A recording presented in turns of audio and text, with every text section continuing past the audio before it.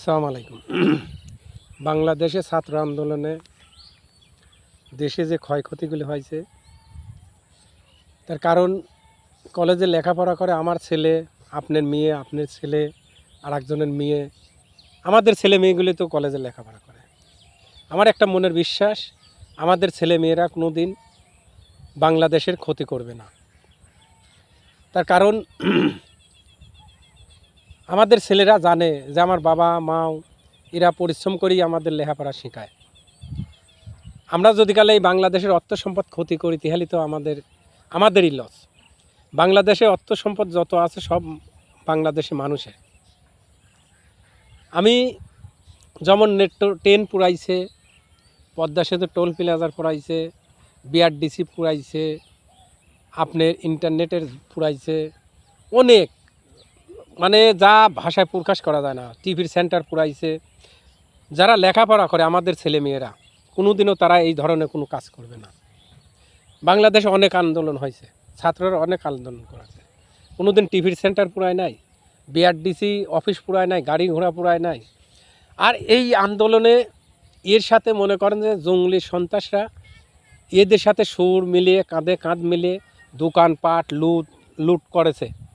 লুট দ্বারা যা মনে করে ওরা তাই করে চলে গেছে।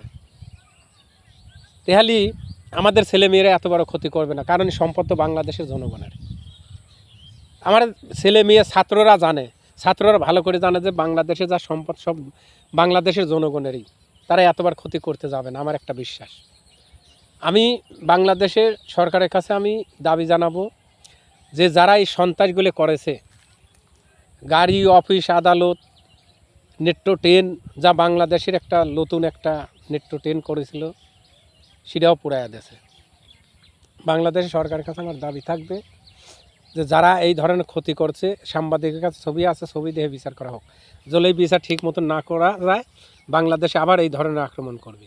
আমাদের ছেলেমেয়েরাই লেখাপড়া করে, আমাদের ছেলেমেয়েরাই কলেজে থাকে, আমাদের ছেলেমেয়েরাই এটা করতে পারে না।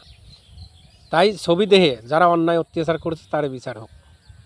আমি বাংলাদেশের সরকারের কাছে দাবি, সারা বাংলাদেশে যত জনগণ আছে 18 কোটি জনগণেরই দাবি এই বিচার যেন হয়। আমরা আশা করব যে যারা এই গাড়িগুলি পুরাইছে, অফিস আদালত যত ক্ষয়ক্ষতি করছে, এইগুলি সব কিছুর যেন বিচার আমরা বাংলাদেশে দেখতে পারি। আমাদের ছেলেমেয়েরা লেখাপড়া করতেছে, আমাদের ছেলেমেয়েরা এটা করতে যাবে না। বাংলাদেশে যারা কলেজে লেখাপড়া করে সেসব ছাত্র লেখাপড়া জানে, ওরে জ্ঞান বুদ্ধি আছে, ওরা এই ধরনের কাজ করবে না, আমাদের বিশ্বাস। তাই ছবি দেখে সকলের বিচার আমরা কামনা করছি, সবার জন্য, যারা এই সন্ত্রাস জঙ্গলিবাদ এদের জন্য বিচার হয় বাংলাদেশে। নইলে বাংলাদেশ আরও ক্ষতির দিক চলে যাবে।